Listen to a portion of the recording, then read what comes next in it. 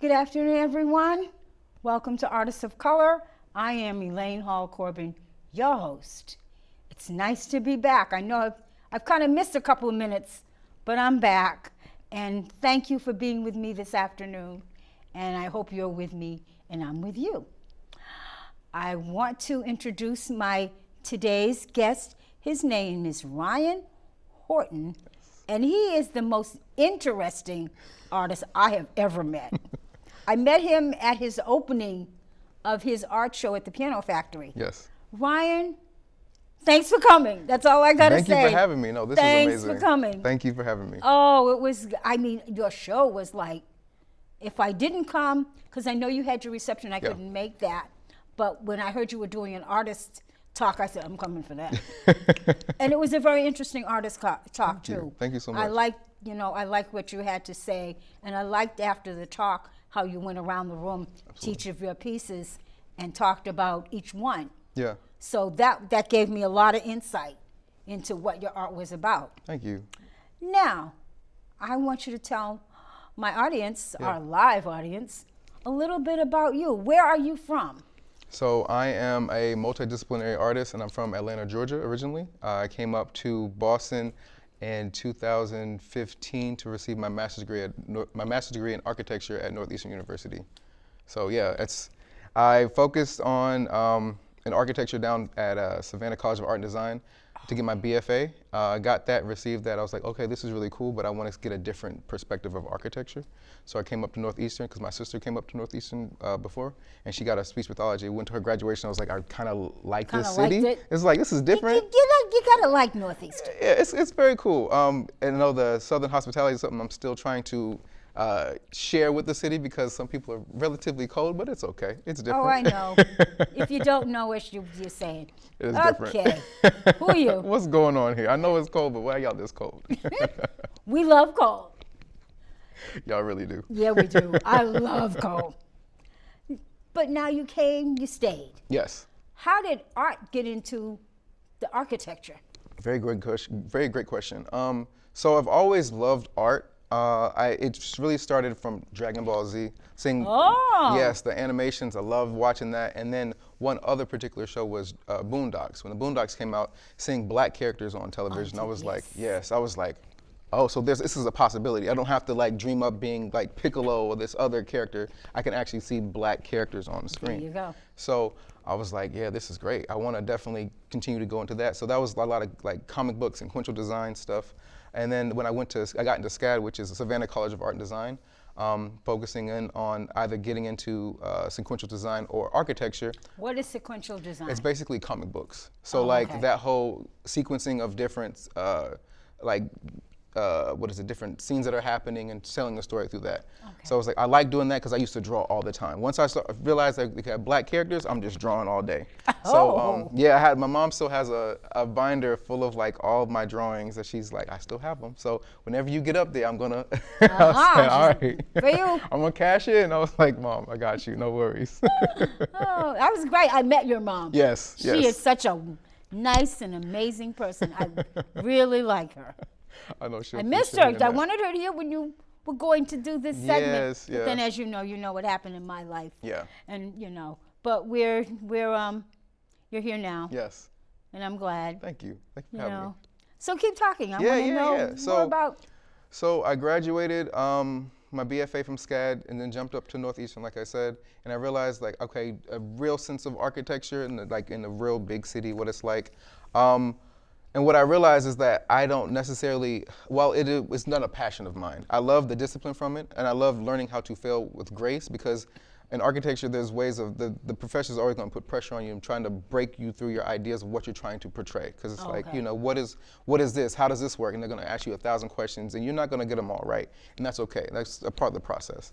And so learning from that, realizing that I wanna now jump out of, once I graduated, got my master's degree, which was very important, make sure you finish what you're doing. Did that, and I was like, all right, I hate this. We're gonna have to do something else. We're gonna have to figure something out quick. He said, I hate this. I was like, this is not it, and it takes too long to get things done for me. I like faster turnaround times to get projects done versus like 2-3 years to get a building done. It's just too much time, personally. So I decided to jump out of it. Then I started to do more, it would be like temporary architecture, which is more so like convention centers, so like CES. okay. So when people would go into like these convention centers and be able to have these temporary build outs, that's what I would be focusing on. And that was great to allow people to interact with architecture. Yeah, and it's not so permanent, it's not so rigid in the sense of figuring out what type of coding it's supposed to have. So from there, pandemic hit, so changed Everybody's life. Yeah, so took a step back, and it's me getting back into my creative bag and being able to do things that I was enjoying versus like pouring into other people's cups, and me getting more interested in photography, drawing, and everything else. And I focused, like, bills need to be paid now, so how There you go, that's the thing. So then during that whole process, I started to fall in love with graphic design. And so I got a job as a graphic designer. And in that job as a graphic designer, it was graphic design marketing. So it's me telling a story through my visuals to have people want to be interested enough to buy the product. And I think that's why I really appreciated that job. It allows me to tell a story and tell a narrative that it draws people in and make them. But it's your narrative. It's another person's. It's a product narrative first. But I'm utilizing that and I'm remembering that how I can do that for myself. So when times got hard at that job, in the sense of like I didn't feel like I was appreciated or valued enough, I started to pour a lot of that negative energy into my art, because I was like, I don't know. I want to make sure that I'm able to still create, but I feel like I'm being held back in this environment. So from there, my partner was like, let's do a market. Let's go out and see if you can sell some stuff. And I was like, hold on now, like this is kind of scary. Like this is my pure expression on a canvas. I don't know if people are gonna like this or not. See? But when I tell you, my first time being out there, it was hot JP heat, and I was just like, all right, let's see what happens. And I was able to earn my half of rent, and I was like, hold on now, like, if I'm able to do this by like selling at least 30 pieces, I was like, let me sell I 60. must be doing something. I could do this now, yeah. So then I started to apply in different spaces, like online. They had virtual exhibitions, because obviously COVID was still a thing. And so virtual exhibitions, it was in London and other places like that. I was like, this is really cool. And so I just took the leap of faith. It was like, you know what? Instead of pouring into a company's cup, I'd rather pour into my own cup. And I feel like, let's make this dream come true.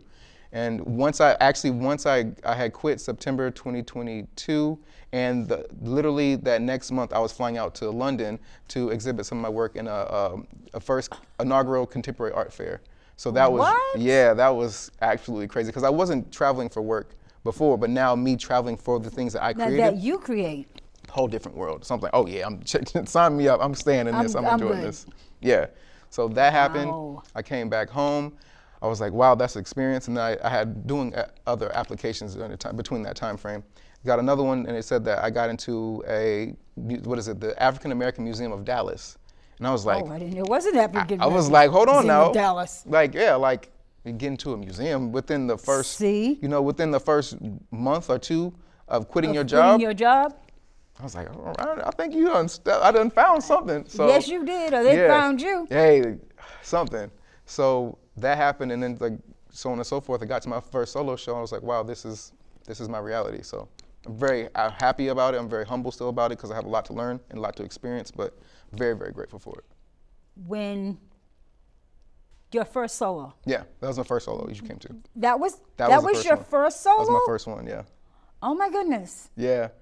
I wanted to make sure it was everything, because we don't have an infinite amount of time on this world. So I want to make sure if I'm going to do something, I'm going to do it to the nth degree and try to figure out how I can best tell my story. My story is very important. I think that I've always listened to other people's stories and figure out how I could make sure I'm able to communicate and allow other people to, champion other people, but it's my time to champion myself. And so I wanted to make sure that I put out all the stops. I started doing installation design, installations. Like I did a series of 3 different chairs, and usually with the chairs, it's focusing on the chair, the plush chair. Yeah.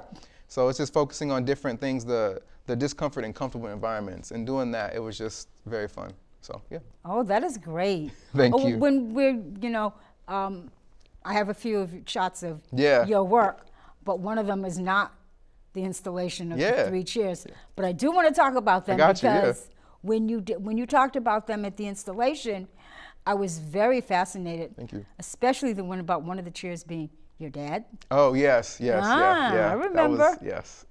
I remember. Yeah, a hard conversation at the dinner table, yeah. See, beautiful. Yeah. how are you? Where are you now, as Okay. far as Everything. installations and your work? So I'm still exploring more ways of trying to do more and more installations, because that was the first chance I've ever did installations before, and I think it really was a hit. So I want to continue to figure out how to do that more often. And also right now I'm in the process of getting work up at Lowell. The city of Lowell have public art that's going to be installed in Merrimack Street on the main fence. So it's going to be an installation piece that you can actually interact with and spin it. So it's 3 different pieces that you can then, they are all intertwined together. So Oh, wow. that's going to be, I haven't heard of that one. yeah, that's going to be up. I just got the permit for that is going to happen in May of next year. It's going to put it up. So very excited for that. I'm excited to have the Ego Insecurity show go to a local college. And after that showing happened, I got a nice review from a person at the Boston Arts Review. He wrote a beautiful write-up about that. And from there, someone contacted me saying, hey, I would love to have your show at the school and also have another event at that school as well. So that's coming in the near future. That's coming. So,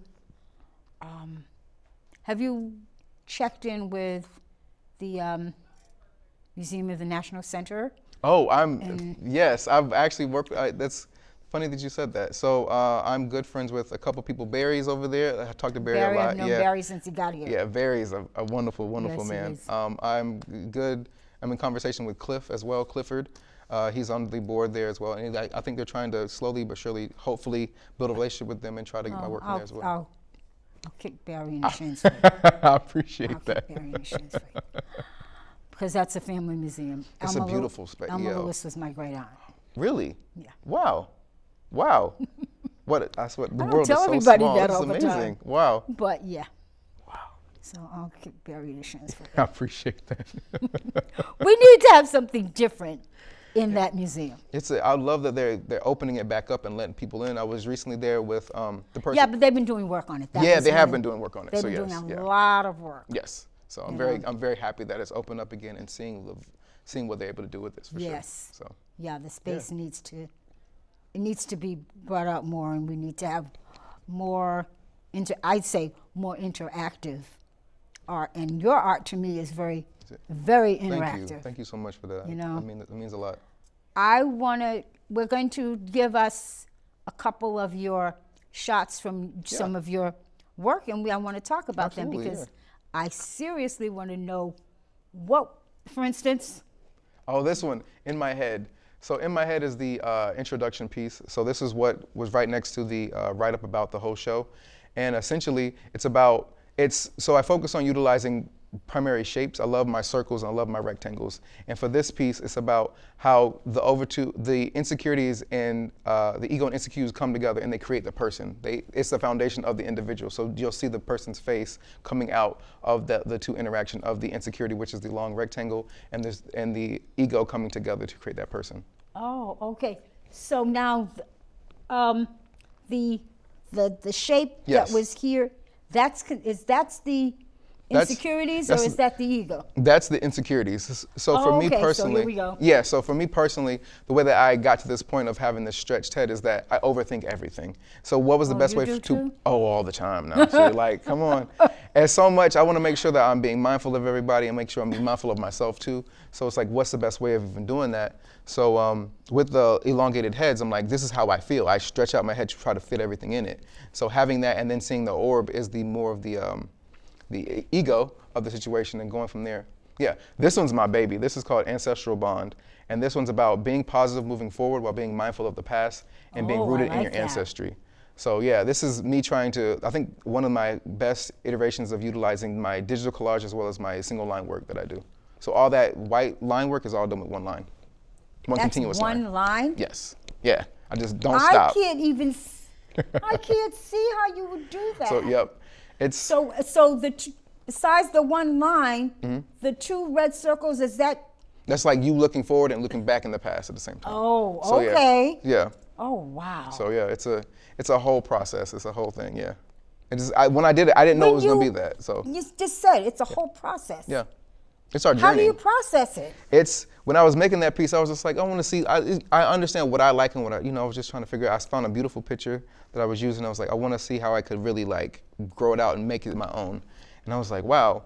I love the process of how we're always moving forward in life. Right. But the best way to continue to move forward without any hiccups is being mindful of the past to make sure that we don't have any of those obstacles in our way anymore. But within that journey in life, we have to know that we need to be rooted somewhere. And how we're grounded is through our ancestry, through the people that created us. So yes. Wow. Yeah, that's how that piece came together. I was like, when I did it, I was like, hold up now. Yeah, like, huh? You know those double takes? It was like, that's Yes, me. like, what? So that was that piece. This one.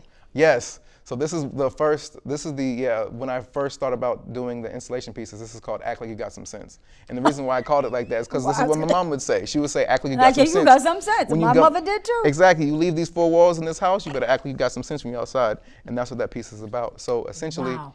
it's highlighting how insecurities fester, especially at the beginning stages of adolescence. Adolescence, Yeah. yes. So I blacked out the middle chair, and I have all my single line work on the chair as well as up the wall. And it's really just highlighting how kids have to feel that feeling of insecurities while they're trying to go through the system that Different is. stages. Yeah. So that's the Because I beginning was stage of wondering it. what the chairs were, what the Yeah. meaning was behind the chairs. Yes, yeah. Okay, So, yeah. now I understand that. So and there's a whole overlapping motif of all the different chairs of like it's the insecurities of the discomfort and comfortable environment. So at school, you're supposed to feel comfortable, and being at home, you're supposed to feel comfortable. There's always a moment where there's insecurities that are festering about because you're unsure about something, and that's what a lot of those chairs focus And on. you are. Yeah. And especially as youth and children Yes. growing up. Absolutely. You'll always find that there's something you're insecure Yeah, about. you have to fit in. You want to fit in socially, and as well as fit into like be the best student that you can be. And sometimes the way that they teach it just doesn't help you. You don't fit into that system, and they don't change it for you. So it's always just a grinding of gears. Yeah, Yeah. it is. I don't know if I asked you this, but I'm going to ask Yeah. you, why did you name the exhibit Ego Insecurities? That's a great question. The reason why I went with egos and insecurities, because when I realized I was going to be an artist, I wanted to make sure that, I wanted to make sure I retained who I am as a person, because I have so many insecurities about everything, about me being able to actually do it, and then also understanding on the flip side of like how it could be something that is like this magical experience, but I don't want to lose myself in that. Because I know I could drown myself in my insecurities, but I could also lose myself in my ego. And so like understanding that those two are like major pillars of who I am as a person, and utilizing those two is like, it's a balancing act. It's always like a yin and yang effect of those two together. And having those be like my footing in life, it allows me to know like how I'm trying to balance and go through this process. So that's why. So I know for my first one, I was like, let's just go for it. Let's see, you never know, right? Wow. You're not kidding. You never know. Yeah. When you started the process. Yeah. Because see, I know I keep going back to the process because I'm sure there was a lot more to the process. Oh You know, when you began to start putting the process together, how did you? I don't want to say. How did you make it yours? Yeah. You know, how did you want to let people know that this was you? This is me. Yeah, that's a great question. I know a lot of the things that I really want to focus on in myself is telling my story. And I think that there's one thing, no one else can tell your story but you. And I think that's what this show was for me. Because like I said, I struggle with a lot of insecurities, but I also know that I could hype myself up and have an ego to protect myself. And throughout that whole exhibition, you'll know as you walk through it, it's a story of who I am and how I got to this point as an artist and as a human being. So with my main marks is my single line work as well as my digital collage. It's just that's purely who I am as a person, and either take it or leave it. I don't know, but I think we have a phone call. Yeah. Which is a surprise. Oh. Yeah. Hello. I think we Hi. do. So I really enjoyed the artwork with the two, the sun, I guess, the circle split sphere split in half. And I was wondering why black and white and red, like what were the reasons for your choices? And I also really love that it's kind of like Sankofa, but not Sankofa with a bird. Yeah. You're very talented. I love your art. Thank you so much. I really appreciate that. And for your question about the colors, red is my favorite color, and I think that red is a great color to really represent the ego. I think it's vibrant enough that because I feel like the ego is always present, and I think red allows that to be such. And then black is such a bold color. And when I was really starting this whole process, I was like, I think red, black, and white just really communicate that, and it's the best way for people to respond to. So yeah, that's why I did that. Now to backtrack on that question that was just asked you, Yeah. and I was going to say, why black? Why Yeah. red? I mean, why red for the ego? Yeah, red for the ego, I think it just stands out because I personally think that everyone has their own ego, and I think that we know that it's present as an individual. You know that it's present, but sometimes other people can feel it or not and sense it in the space. But sometimes other times it could be really small and no one knows about it. But I think we all have it, as well as the insecurities. So red for the ego, black for the insecurities. The black, I just think it's bold, but I think insecurities aren't necessarily always bad. I think the insecurities are also foundational structures of who we are as individuals. It's okay to be unsure about something and question that, and then also try to learn from it because it's a growing point. It doesn't have to be something that stops you and holds you back. So that's why I take it like that. Wow. Okay. As I was walking through Yeah. the exhibit, I always wondered why I saw a lot of red and a lot of black, and then you saw the one line, as you call it. Yes. And that's in white. Why in white? I think is the contrast. I love seeing the contrast. When I started it, like I said, with the colors of red, white, and black, Yes. the contrast between the white and the black, I thought just really allows people to pop and follow the line and follow the structure, like what I'm trying to portray of like the overarching journey of these people, because the line work, what it started with was building community and showcasing community. I had gotten a commission piece from an individual who wanted something that focused on black royalty. I think that royalty isn't an individual. I think that royalty is a community. And so through that, I was like, what's the best way of showcasing that community? And I think it's why not showcase those faces in those communities? So I wanted to make sure those all are black faces, and let's keep going. Just don't pick up the line and see how we're all interconnected, because we're all intertwined. Exactly. We're all affected by the same things, whether we like it or not. And from that and telling that story, it's like, wow, I took a step back and was like, this is beautiful. This is what I want it to be. This is how I want to tell my story. So yeah. And I use that in everything. That's everywhere. I was going to ask you, That's do you? Nonstop. Because I noticed that Yeah. in the exhibit. I mean, everything had the black, Yeah. the white, Yeah. the red. Yeah, you'll see it. You know, and it's like, oh my goodness. Yeah, and then I sprinkle in some other things where I try to like push myself out of my boundaries, because it's a language, but like let's push this. The boundaries are there. Let's push it. So let's do it. Yeah. Yeah. You just said something. It's a language. Yeah. This is funny. Yeah, the first time I had my first at the first market I was at, someone's like, is this like a language? Like, this looks Arabic, it looks specific. I was like, these are faces, these are people. And I think that is an unspoken language, because you see people's expressions. You know what faces look like. There's a recognition that we understand as human beings. And it's like showcasing that on canvas is something that I wanted to focus on. And so it is necessary. It could be considered, yes, a language in and of itself. But for me, it's just free flowing. I love this piece. This is called Through the Motions, and this is coming out of like the understanding of that space with the piece of my father and everything. It's me being able to understand that we all as humans go through the motions, and it was me discovering a different way of doing my art, of finding a model with 4 different shots, but it's the same model doing in different feelings. So it's like either happiness, curiosity, confidence, and then sadness. But seeing that the ego is always still there, like I said, it could be really small, but at the same time, then connecting them all through with the single line work. But now in that one that we just saw, the ego wasn't red. It wasn't red. It was black this time. It was black, yep, and it's subdued, and it's further in the back. Yeah. So why that? So it's still there. It's still like this person still has their ego, but it's really highlighting the individual and like the different emotions a person will go through every single day. It's like you can be confident about yourself, you can be proud, you could be down at everything. You can feel so many things at once during the emotions that you go through.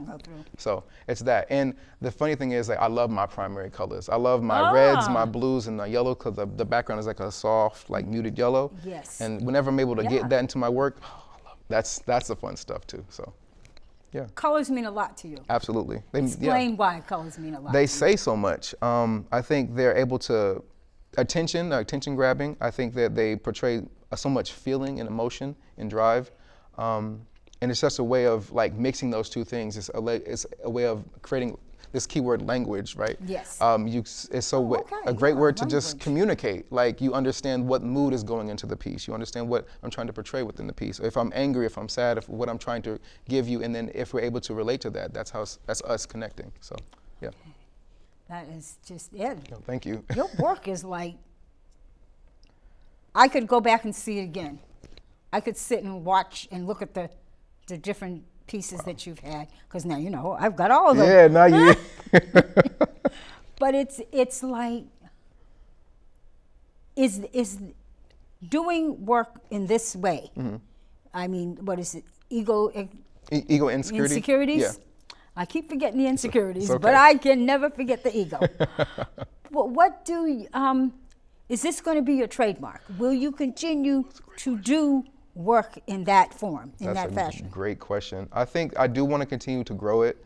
I think that I do really appreciate how that story has been told, and it's my story. So I'm like, this is me. I'm like, wow, it's and seeing how it's been so well received allows me to know that I think that it's okay to be like uncomfortable in those, like my insecurities were loud and very loud in that whole experience. But I could tell. I'm just like, ooh, I'm very insecure about this, Like, but wait a people are minute. like really resonating with and understanding that story. So I think I will continue to work towards that, but also grow it out and do different things. So you might not see the ego so much. You might see different ways of the ego being more so seen in the individual versus it being a separate entity. Oh, okay. So yeah, that could be something. So be on the lookout for that. I love this video. This is his grandma. This is the installation called Saving Face. So it paid homage to my grandmother from South Carolina. She had a TV chair, it was a wingback chair. Everyone know about that chair. Oh my goodness, everyone know that chair because it was her chair that she enjoyed watching TV in. If you want to sit in it, you couldn't horseplay in it. You had to sit there and just be still because the chair was rather broken down. The chair would fall off if you moved too strange, and she'd get mad at you. She was like, "Grandma, just get a new chair." But she did not get a new chair. It was that, as well as paying homage to my great aunt who raised my father up in Harlem. And I remember, specifically, he's from New York, my mother's from South Carolina. And specifically going up to see his family. It was a very, very hot summer. And going up to see new family members that we've never seen before. It was love being in that space, so many people. But sitting down in the seats, everything was covered in plastic. See? And it was hot summer, and you know, we all know sitting on plastic seats in the summertime, you just sitting there doing this. You know the sound. Yes. You know the discomfort in that environment. I do. Yes. So I wanted to pay homage to that, while also making sure that I'm showcasing how preserving the past can really hinder what the future can hold, because it does get in the way. Like us trying to keep this together, what it is, it's like in that preservation, you can really hinder the success of what comes in the future. So that's what that piece is about. Now, in that piece, and what the future can hold, I noticed that you still had those. Oh, absolutely. Those lines. Yes. Who? I want to know. Yeah.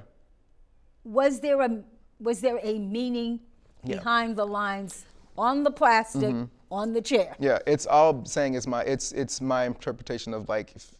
The connection, it's a connective tissue between everything. So we know, because even culturally, like I know that's my Black experience, but even people when I had that walkthrough within the gallery, a lot of people were like, wow, no, I understand. Like my parents had that same thing. You couldn't sit in this chair a specific way, or you had that china in the top rack that you're not supposed to touch. That same language, and I was like, that's the preservation, and that's what I try to hold, and like this is my language of saying that, so yeah. I believe we have another call. Oh yeah? Yeah, nope. But we are going to a break. Okay. And when we come back, we're going to continue this conversation. This is lovely. So this is Artists of Color. I am Elaine Hall-Corbin, your host. And as you know, my guest is Ryan Horton. And we will be back with you shortly.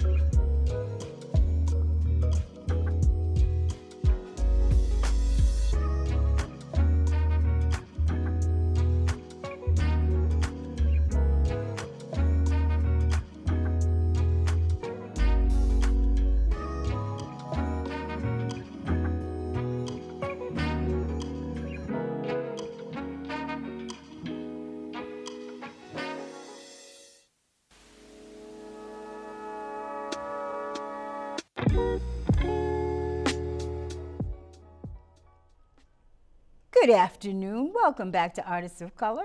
And I am your host, Elaine Hall-Corbin. And my guest today is Ryan Horton. And we have been talking about his installation, Ego Insecurities. Yes. Don't worry, I keep forgetting the insecurities part. But we've been having a great conversation. And we left off at talking about what you were going to be doing in the future. In the future. Okay. Yeah.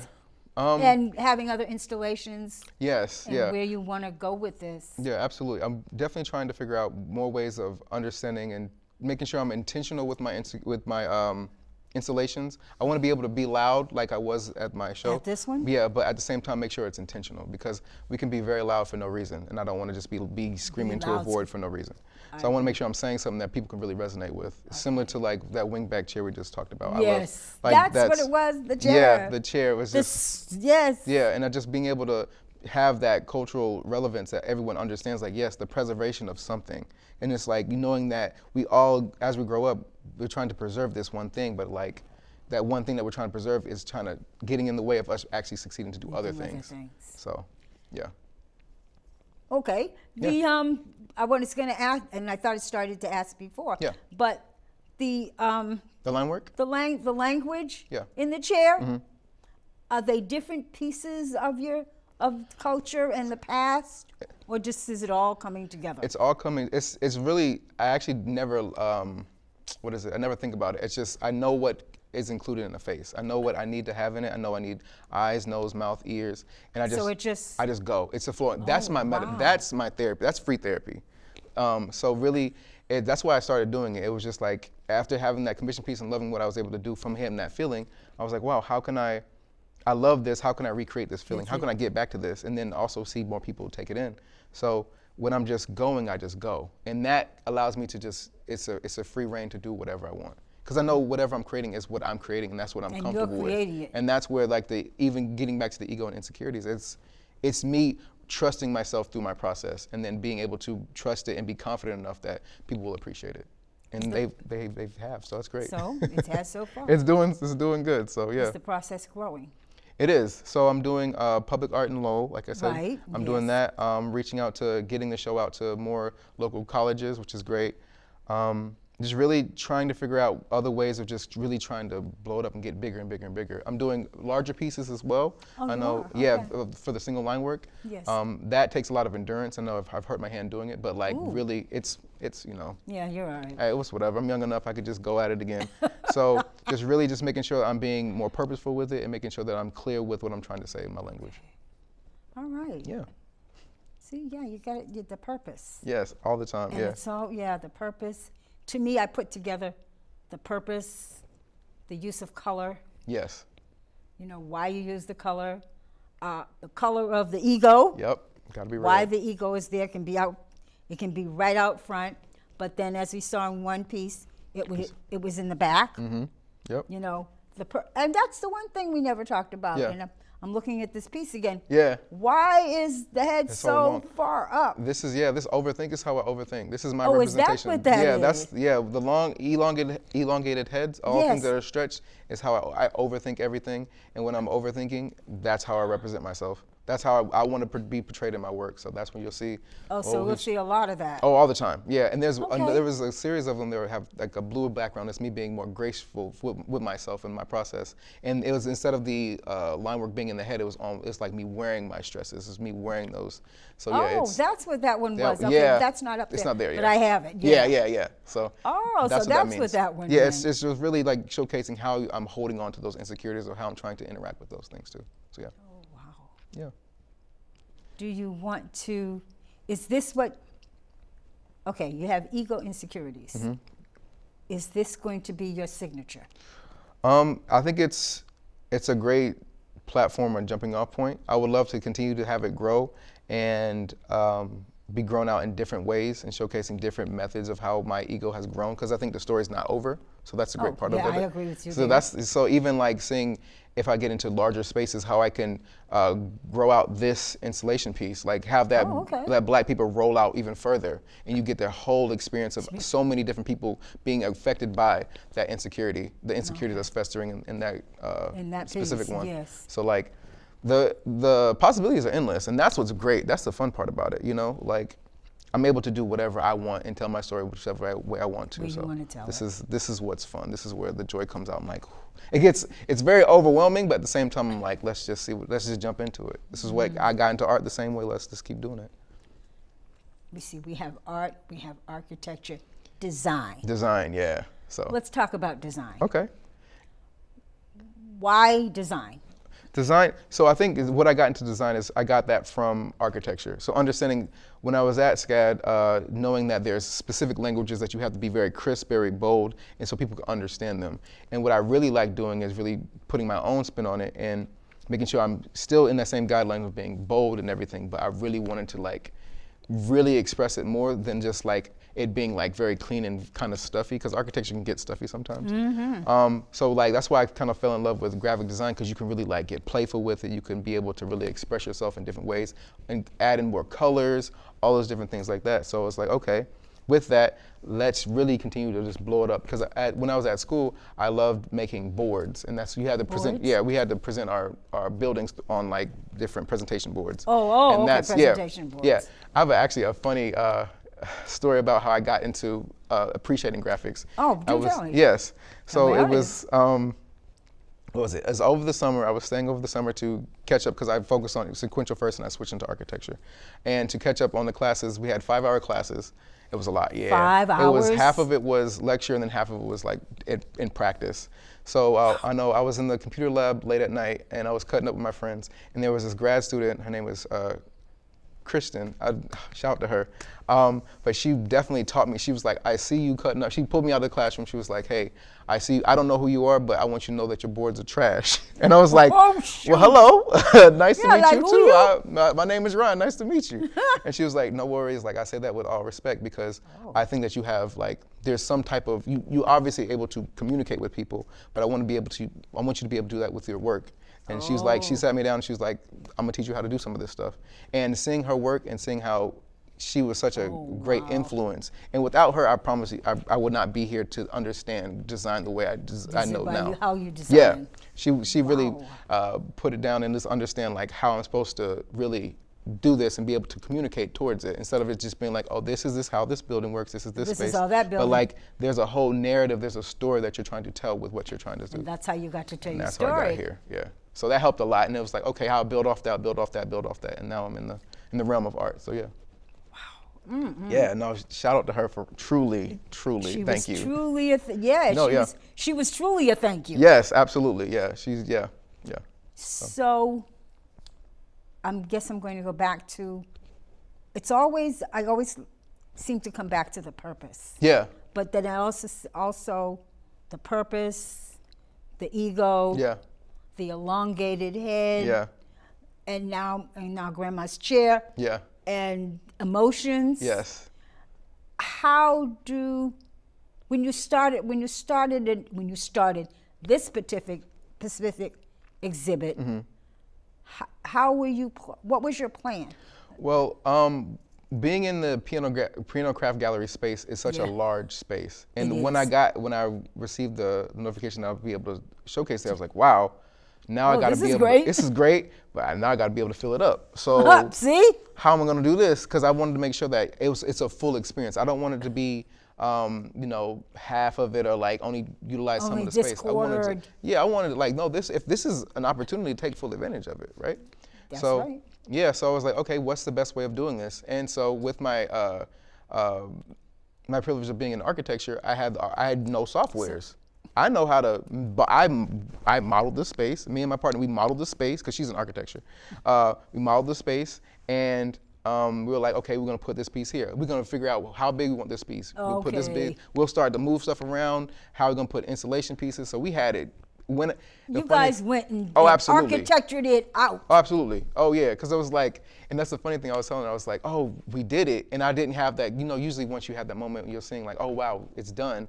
You have like, oh, I did it. But like, I was like, darn, it looks just like the model. And I was like, it's a beautiful thing because you want it to be like that. But it was like, I guess we did a really good job at the model because this is what it looks like, and it's been well received. I was like, darn. See? But yeah, I'm very happy about that. So yeah, that's how we, to a T, made sure that it's telling the narrative that I want people to see and experience. So, yeah. Would you have, and I'm going to ask this question because of the name and the context of my show. Yes. Would you have liked to have seen more folks of color at your installation? Since I was there and I noticed the proximity. Yeah. So, advertisement. How did you advertise? So I know you're in the Piano Factory. Yes. I know they did some advertising. Yes. But could you have seen more advertisement done in places where it wasn't? Well, the way I did advertising is that it was all me. Everything. I printed out mailers. I made sure to put about in different locations. Like I literally went to USPS. Everything. Everything. I printed at least 750 mailers to make sure those were. I should have done more. I mean, like it's all out of pocket. So the reason why I was able to even do the show itself was through Kickstarter. So I had to literally fund, I had a specific amount and I was like, hey look, I want to get this solo show done. I did a whole video on that. I want to get this solo show done. I need help. And I know I have a great team over at Digital Silver Imaging that helped me to print, but printing gets expensive. And if I want to go big, it gets expensive. It gets expensive. So I was like, I need help. And so I went through, I started in June and I think I met my goal late, I forgot what month it was, but like before the show, obviously. Before the show, like maybe so I got it. July, August. Yeah, so I had to, and that entails like all the types of merch. So I have t-shirt designs, I have tote bag designs, I have exhibition catalog that's coming out soon. All these different things that people purchase to be a part of it. Oh yeah, okay. I got getting proofs now. I had an insecurity blanket, so people understood. Like it's a whole thematic You really thing. went large Absolutely. with this. Yeah, and it's all me. So like I said, you really went large absolutely, with this. yeah. So it's just really trying to make sure I did all that. And the opening was great. I had friends from Georgia come up. So my high school friends, they flew up. Oh, wow. I had a friend, oh, my goodness. yeah, 2 friends who flew up actually the day of and had to leave the day of as well. So they came in for 15, 20 minutes and had to leave. They came. I'm a part of a nonprofit organization called Bostonoma, which is the Boston chapter of the National Organization of Minority Architects. They came out, so I had family come out. Didn't my know mom, there was sister. such an organization. Oh yeah, that's a big one I'm a part of. I'm also do the branding there too. Shameless plug. But yeah, it's everything. Had all those people coming out. I think from that reception, that was great because a lot of people usually when you have artist receptions that happen, it's like from 6 to 8. People trickle in at the beginning, but a lot of people were like, oh. Like it's packed out, and I was like, "Hey, I'm just trying to do it. I'm just here, just appreciating the love and support of the community coming out." So for my artist talk that you were a part of, I loved it. Thank you, I appreciate that. I love that. Really did. I just having people be there was just great, first and foremost, because sometimes people don't show up, and that's fine too. But it's still hearing people talk about. You did pretty good. Yeah, and I have different experience in different parts of the world, different walks of life that is, and I have a lot of those different people come up. So. It wasn't necessarily only black people, so I want to make sure everyone was able to see and hear my story. You know what I'm saying? Because it is, at the end of the day, it's a black man's story, and you have to appreciate that. And seeing that, it's like, okay, that means other black men, other people, black people can appreciate it as well. So okay. Yeah. Wow. Thank you. Yeah, it was great. Thank you. Yeah, there are other things that I do want to have more conversations with you, about, because I'd never seen an exhibit like that. Really? Thank you. And to know, and because what happened was when I don't remember where I saw your like a poster or something? A poster. Yeah. No, I think I saw a small card. I think about this high, and then I got your card at the artist talk. Yep. But I had gotten a card. A big and one? Yeah. And I'm saying, I don't know this person. We had to, it was on the piano. They always send me stuff. Yeah. So when I looked at it, I said, okay, Ryan Horton. Mm-hmm. Is this person of color? Yeah. What? And I'm looking at the elongated head, Yep. and I'm saying, it doesn't seem like something that an artist of color would do. But then I said, okay. Oh, then I saw a picture of you. Yeah. Somewhere along the way, got to see a picture of you. And I said, okay, I guess I'll go and see. And when I went to see, I was like very excited, oh, wow. And it's like expressive. Yeah. Very expressive. So as I walked around before you started the talk, I was walking around and looking and taking pictures, and I'm saying, okay, I really want to hear the artist talk. Yeah. I really want to know what this artist is saying about his work. What does his work mean? And then to listen to the artist and listen to you talk about each piece and at the beginning, why you did it, I kept saying, okay, I can understand that. Yeah. Did you find that in doing, and this is one question I want to ask, did you find in doing that you thought about ancestry? Oh yeah. Yeah. A lot? I think it's ingrained, it's embedded. This is who I am. That's true, but what I was thinking about as far as putting the exhibit together and doing the work, the process again. Yeah, like process. You mean like researching a different type of ancestry that I'm a No. part of, or like Ancestry in the fact that all of us are connected? all black and white, Yeah. all black and brown people were coming together. Yeah. Did you see that? Did you understand that or see that coming through in doing your work? I think that I saw it as I think people of color all understand another person's story. And they relate to it. And it's like, once you see it and understand it, because a lot of people do have that same response of like, who is this? Like, this is different.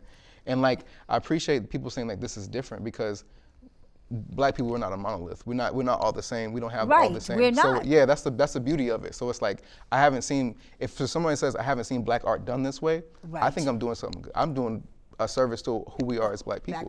Because we're not all the same. We don't all make Basquiat art or anything else. It's many different things. So being mindful of that is something that I wanted to make sure I was able to do. So I think with that, I think it did bring in more people like, yo, this is dope. You should come see this. And it brings more and more eyes to it. Like, oh, it wasn't something on my radar, but now it's like, oh, wow, this is different. This is different from what I'm expecting of, say, a certain type of artist. But like I said at the show, when I talked about when I started it, I had a lot of grills, being from the South, and understanding and having the value of like the vibrancy and what jewelry does and how it's like self-value, and being able to portray that just openly is something that's beautiful, and I appreciate it. And as my work slowly progressed on, I want to make sure I was able to pour myself into it. And regardless, I was always like kind of timid about it because I want to make sure it's still Black art. But it's like I had to make sure I had a real conversation with myself. Is that whatever art I create is going to be Black art. So it doesn't have to fit into some type of categorization of what Black art's supposed to be, because I'm Black, so it's going to be what it is. It's going to be what it is. Exactly. But now because of that, did you find, or did you want to have that? And this is something I just thought of in talking, is that did you want your work, knowing that Black and brown people would understand it? Yeah. Did you want it to transcend to folks that are not Black and brown? Interesting To have that, get that understanding? Yeah. I think that I wanted my work to be able to be seen regardless if people liked it or not, or like expressed it or not. Because the one thing is, the one that I've been at markets and something like, oh, this is aggressive, and it's like it's different. It's something that you're not used to. There you go. That's on you. That's not on me. That's not me to deal with. I don't appreciate it, but you said your comment. That's perfectly fine. It's not for me. It's not for you. Go for it. That's fine. I have so many other pieces that you might be more interested in, and when you're gonna circle back, because you always circle back. So there was that, and also just understanding like that main piece, the ancestral bond. Yes. Regardless of any, it's so interesting about that one. Past any race, is that people like, no, this is, because it's people's journey. That's just like what the caller had said recently. It's people understanding what the journey of life is. It's understanding like we're continuously moving forward, but we have to be mindful of what is before us and how we're rooted in that whole journey, in that process. And that's everybody's lifestyle. So it's not just us. That's something that's universal, I think. Yeah. So yeah. That's the past. Yes, the past. Yeah. You know, and then you come up to the present. Yeah, it's a whole. That's what this. It's a circle. Yeah, it's a story. And it is a story. It's a circle and it's a story. Yeah. I want to see more of you. Yeah. Doing more work. Is this exhibit that you've done here, is that going to be the same exhibit that's going to be out in Lowell?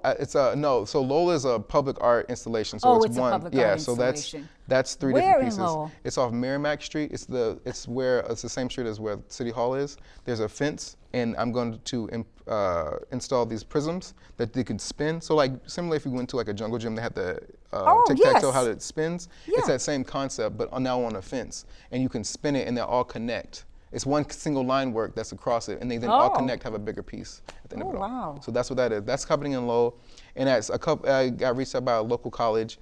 We're trying to be in the works of showcasing the ego Insecurities up at there, as well as another event at that same college with more of my single line work. So that will be single line work that wasn't in. Yeah, it'd be a whole different thing. So like one of the installations that was at the show was Face Your Insecurities, and that was based off of a Kickstarter tier that had specific people come in, or people who wanted to support me were able to pay a specific amount and then paint with me in the gallery space. And they were able to do that, and we painted on the wall all together. So doing all that single line work, that's what that is. That's bringing that same energy into that space as well. Oh, wow. So yeah. It's a lot. Yeah, amazing. It's a lot. Yeah, it really is. But are you gonna continue on from what you've done? Absolutely. Yeah, it doesn't stop. Have you already thought about what the next process will be? Some of it. But sometimes it's just like free flowing. Just like what happens, and whatever happens is what's gonna be what it is. And from there, I'll just refine from there. So that's what I'm excited about. The future is unknown. So you just wait for it to come. Yeah, see what I do. Ryan, thank you for being with me today. Thank you so much. I had the most amazing conversation. I liked more of it. I liked more of it from who you are, and from not being an artist. Yeah. It was just you and me. Yeah. Thank you. Thank you so much. for being with me. Thank you so much for having me. I really do appreciate the opportunity. Oh, yes. And thank my audience who's out at home doing what you're doing. And if you just noticed a little flyer that we had on the screen there, I am a member of the Boston Media Producers Group, and we are having our first public program, conversation, panel discussion tomorrow from 1 to 3 at the Roxbury Public Library at 149 Dudley Street in the hood, the heart of Roxbury. Come and see us. Come and visit. I'm looking forward to seeing you. Thank you. Have a great day.